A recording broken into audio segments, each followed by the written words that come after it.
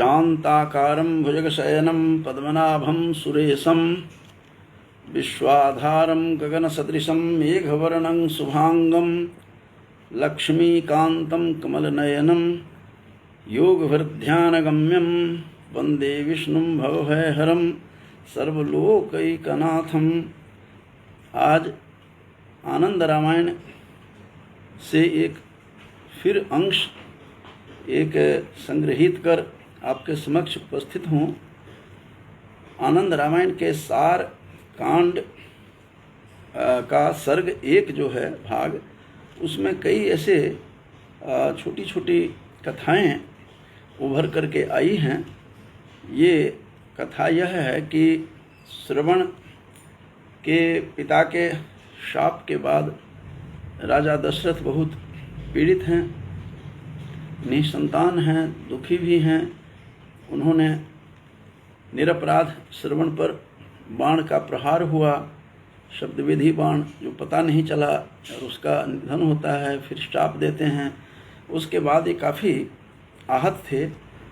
उसी समय उन्हीं दिनों की बात है कि रोमपाद अंग देश के एक राजा थे जो दशरथ के परम मित्र थे। कहा जाता है कि इनके संबंधी भी थे।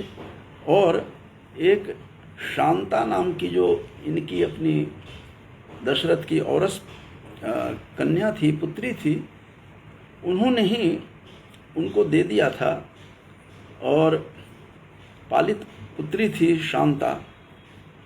तो शांता के बारे में भी अलग किसी और दिन मैं इस वाल्मीकि रामायण के विषय में बताऊंगा कि शांता की जो चर्चा हुई है वाल्मीकि रामायण में, वह भी प्रसंग एक अलग है जो इसी से संबंधित रहेगा। तो रोमपाद अंग देश के राजा थे और उनके राज्य में बारिश नहीं हो रही थी, अकाल पड़ गया। ये आनंद रामायण की कथा की जो सार का जो है भाग, सार भाग, ये सार कांड में ही यह है। तो रोमपाद बहुत परेशान थे, राज्य में वर्षा नहीं हो रही थी, इंद्र नाराज थे। तो उनको विभांडक के पुत्र एक ऋषि श्रृंग थे, बहुत मुश्किल से उनको मना करके लाते हैं। वाल्मीकि रामायण में तो दिया हुआ है कि कुछ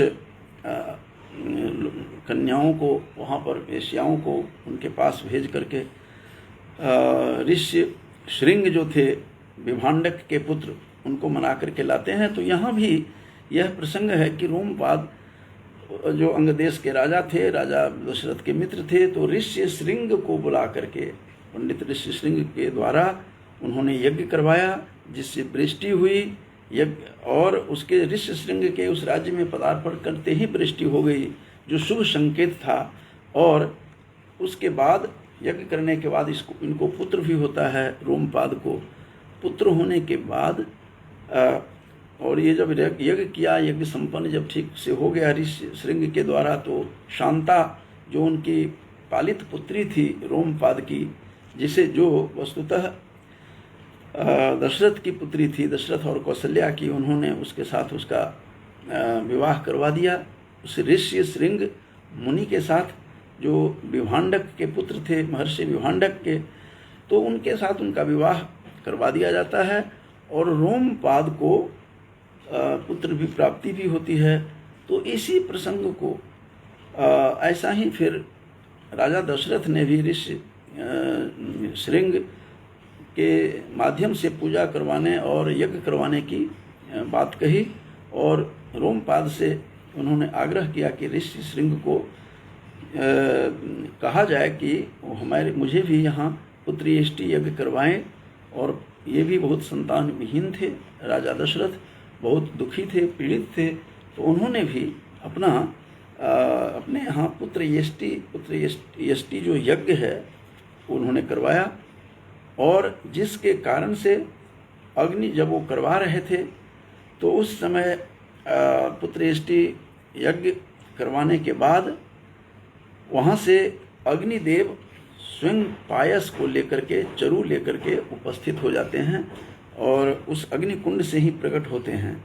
और वो जो पायस था, वह खीर जो थी, उसको लेकर के वह उपस्थित होते हैं वहाँ उस अग्निकुंड से ही। स्वयं अग्निदेव लेकर के आते हैं और राजा दशरथ को वो खीर सौंपते हैं, पायस सौंपते हैं, चरु भी प्रयोग हुआ है, पायस भी। तो इस प्रकार से राजा दशरथ की जो तीनों रानियां थी, कौशल्या, सुमित्रा और कैकेयी, उनको 3 भाग में उस चरु को बांट दिया, उस पायस को बांट दिया, जिसको खीर कहते हैं, जो पुत्रेष्ट यज्ञ में जो स्वयं अग्निदेव अवतरित होकर के निकल करके लेकर के आए थे, तो उनको 3 भाग में बांट दिया गया। लेकिन संयोग क्या था, एक दूसरे से कथा से जुड़ी हुई कथा है, और इसी में है कि वहाँ एक घटना होती है। और घटना क्या हुई कि जो कैकेयी का जो हिस्सा था, कैकेयी के जो हिस्से में बांटे गए थे, जो खीर बांटी गई, जो पायस अलग किया गया उस खीर में, उस खीर को, उसमें इस प्रकार की स्थिति हुई कि जब अग्निदेव पायस लेकर के पुत्रेष्टि यज्ञ के पश्चात, जिसके ऋषि श्रृंग ने जिसका यज्ञ करवाया था, तो उनके भाग का जो हिस्सा था कैकेयी का, तो एक गिरधरी लेकर के उड़ जाती है। गिरधरी मतलब गिद्ध जो हैं, एक लेकर के मादा गिरधरी उसको उठा करके लेकर के कैकेयी के हिस्से को और उड़ करके वो उस पर्वत पर, अंजनी गिरी पर वह जा करके पायस को छोड़ दिया, गिरा दिया। ये कथा इस प्रसंग में है कि किस प्रकार से 3 भागों में जब वह पायस बांटा गया, अग्निदेव द्वारा दिया गया, पुत्रेष्टि यज्ञ में लेकर के आया गया जो खीर है, जिसको खा करके इनको संतानें होनी थी। और यहाँ पर यह भी बता देना जरूरी है कि इनको पुत्र योग नहीं था दशरथ को, लेकिन संयोग ऐसा है कि हर एक शाप दूसरे का, क्वचित दोषोपि गुणायते, कहीं दोष भी गुण बन जाता है, मेरे पितृपाद कहा करते थे पिताजी। तो यहाँ भी शाप दिया गया जो था, श्रवण के पिता ने जो शाप दिया कि तुम भी पुत्र योग के बिना, जब मैं यहाँ पर दम तोड़ रही हूँ और दम तोड़ रहा हूँ, उनके माता पिता दोनों ने कहा था, तो माता पिता ने कहा उसके कि श्रवण कुमार के कि तुम भी अपने पुत्र के वियोग में ही अपना प्राण का त्याग करोगे। इस प्रकार की जो शाप दिया, वो शाप पुत्र योग का कारण बन गया। वैसे पुत्र योग का कारण नहीं था दशरथ को, तो वो जो शाप कारण बनता है। लेकिन यहाँ जो मेरा आज का प्रतिपाद्य यह है कि तीसरा जो हिस्सा था कैकेयी का, जो इसमें इसकी कथा नहीं आई है, वाल्मीकि रामायण में नहीं है, तो खीर को जो 3 भाग में बांटा गया, पुत्रेष्टि यज्ञ किया दशरथ ने, तो कैकेयी के हिस्से को ले करके एक गिरधरी जो थी, गिरधरी शब्द का प्रयोग हुआ है, जो मादा गिद्ध, वह उठा करके वह ले जाती है और अंजनी पर्वत के ऊपर में, अंजनी गिरी के ऊपर में उसको जा करके वहाँ वह छोड़ती है, वहाँ डाल देती है, वहीं पर गिरा देती है अंजनी गिरी पर। और इसके साथ एक और कथा जुड़ी हुई है कि वो जो गिरधरी थी बंधुओं, वह थी कौन? वह सुवर्चला नाम की बहुत सुंदर अप्सरा थी, सुवर्चला, और जो शापित होकर के गिरधरी बन गई थी, गिद्ध के रूप में आई थी। और हुआ यह था कि ब्रह्मा ने नृत्य भंग करने के कारण से उसको शाप दिया था, गिरधरी के रूप में तुम बन जाओगी, तुम गिद्ध योनि में जाओगी। सुवर्चला नाम की बहुत अप्सरा थी जो अत्यंत सुंदरी थी, तो अप्सरा ही थी, तो अप्सराओं में भी वह अत्यंत सुंदरी अप्सरा थी। तो उनको जो शाप दिया था ब्रह्मा ने कि तुम गिरधरी बन करके आओगी, तुम गिद्ध बन करके, और ये फिर उसने प्रार्थना की, पैरों में गिरी जा करके, वो सुवर्चला जो अप्सरा थी उसने कहा, हे ब्रह्मन, ये अपराध तो हुआ, आप एक काम कीजिए, मुझे कोई, अब इस अपराध को तो शाप जो दिया है वो तो लौटा नहीं सकते, लेकिन मुझे क्षमा करें।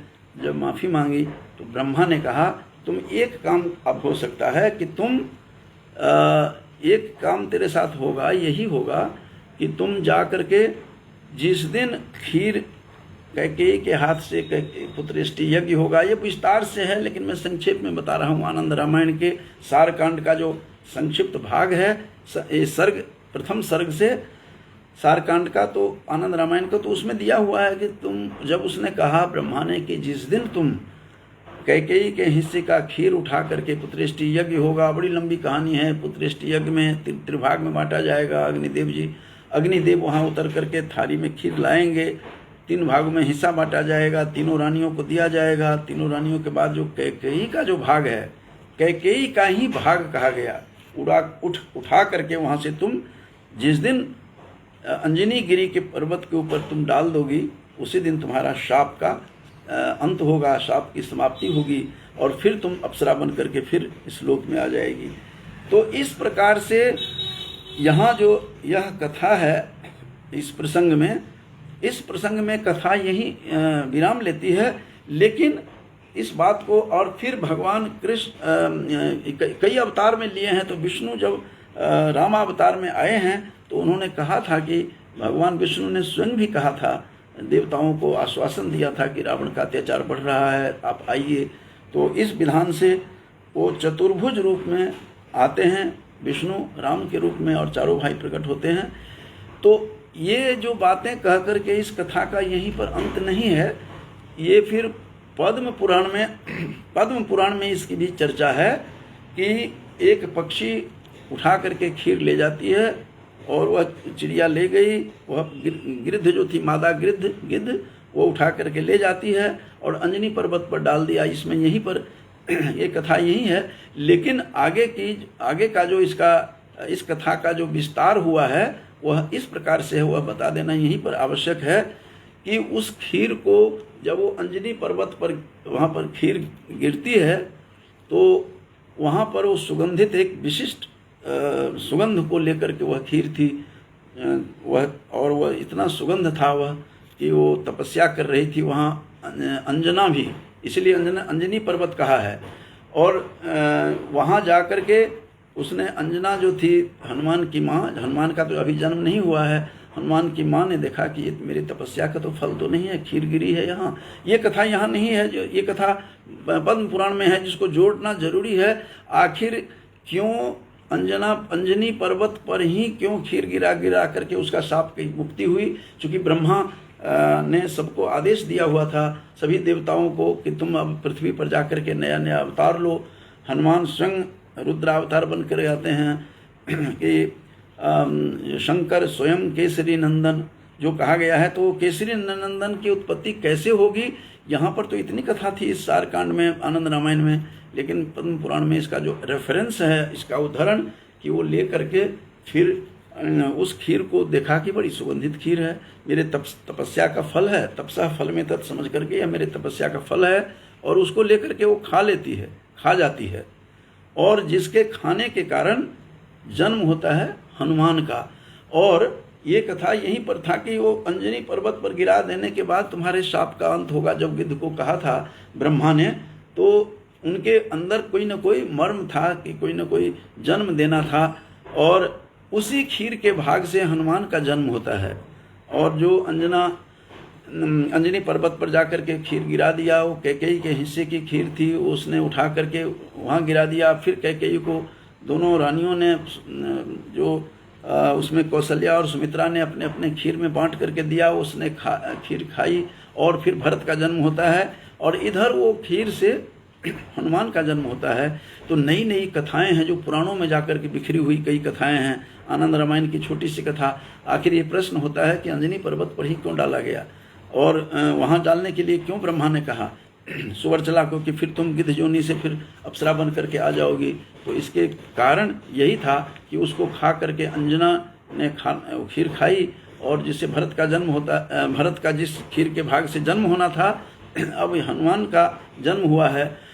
इसीलिए हनुमान चालीसा की जो पंक्ति है आपको यहाँ पर स्पष्ट हो जाएगी कि जब कहा गया है कि तुम मम प्रिय भरत ही सम भाई, वो भरत के समान तुम मेरे भाई हो जो राम कहते हैं, आखिर भरत का ही नाम क्यों लिया? तो जिस खीर के भाग से भरत का जन्म होना था, उस खीर को उठा करके वह गिद्ध जो थी मादा, वह उठा करके ले जाती है। उस खीर को फिर भगवान, वो अंजना जो थी, अंजनी और अंजना दोनों नाम आया है हनुमान की माता का, तो उन्होंने उस खीर को उसी भाग को खा करके जन्म हुआ था हनुमान का। तो इसीलिए क्योंकि वो ब्रह्म रूप हैं, राम को सब ज्ञान था, इसीलिए तुलसी का जो राम है और विशेष रूप से हनुमान चालीसा में जो बताया है कि तुम हम प्रिय भरत ही संभाई, तुम भरत के समान मेरे प्रिय हो, इसका अर्थ यहाँ जाकर के संगत बैठता है। और वही खीर का जो भाग था उठा करके ले गया, जिस खीर के भाग को कैकेयी ने ग्रहण करना था। और कैकेयी के बारे में मैंने कल भी बताया था कि वह बाल काल में उसको शापित हो गई थी और एक मुनि को उसने स्याही लगा दिया, मुंह में काला कर दिया, तो उसने भी तब भी शाप दिया था, जो कारण बना राम के वनगमन का कारण बनता है इसमें। तो उस ऋषि ने कहा था कि तुम शाप देते हुए कि तुम मुझे काला मुंह को काला कर दिया है तुमने, मेरे मुखमंडल को, तुम्हें ऐसा कलंक होगा जो आजीवन तुम अपने शक्ल भी नहीं देख पाओगी। तो वो जो वन राम को वन भेजा गया, सारा कलंक दिया, आज भी कोई कैकेयी नाम रख करके राजी नहीं है अपने संतान को। तो ये कहानी सब एक दूसरे से जुड़ी हुई है, एक शाप दूसरे से कुछ चीज़ को जन्म लेता है, तो कहीं पर गुण दोष भी गुण बनता है। तो यहाँ पर जो शाप दिया था उस गिद्ध को, तो यही काम करवाने के लिए उनका रहा होगा कि एक खीर उठा के कैकेयी के भाग का अंजनी पर्वत पर जाएगी। अंजनी पर्वत पर अंजना, जो अंजनी और अंजनानंदनम वीरम जानकी शोकनाशनम जो कहा जाता है, तो अंजनी और अंजना दोनों प्रयोग हुआ है। तो इस अंजना का ने खीर को खाया और फिर हनुमान का जन्म होता है। तो इस तरह की कहानी, अलग अलग कहानियाँ हैं। आनंद रामायण का सार कांड जो है उसमें पहले सर्ग में ये छोटी सी कथा है, तो इस प्रकार से है। और फिर अलग अलग कथाएं हैं। भगवान राम की जो बहन थी शांता, उसके बारे में भी कम लोगों को पता है, जिस बात के व्याख्यान में बताऊंगा कि किस प्रकार से उन्होंने रोमपाद को अपनी पुत्री दे दी थी।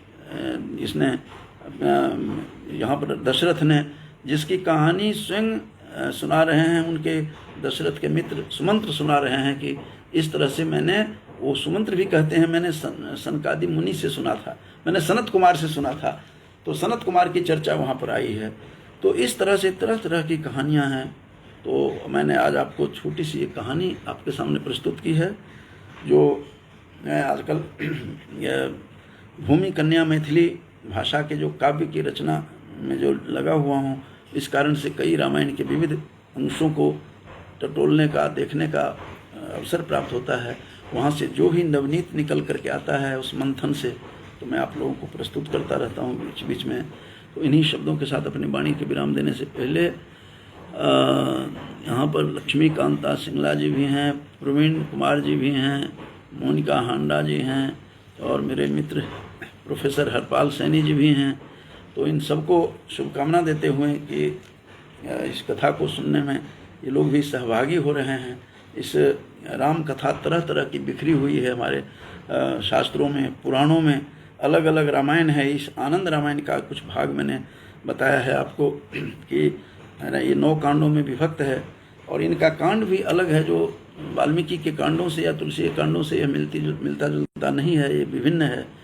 तो फिर से मैं दूसरे बाद में फिर किसी और नूतन कथा को लेकर के मैं प्रस्तुत होता रहूँगा। तब तक मैं सबको धन्यवाद देते हुए, शुभकामना देते हुए वाणी को विराम देता हूँ। धन्यवाद।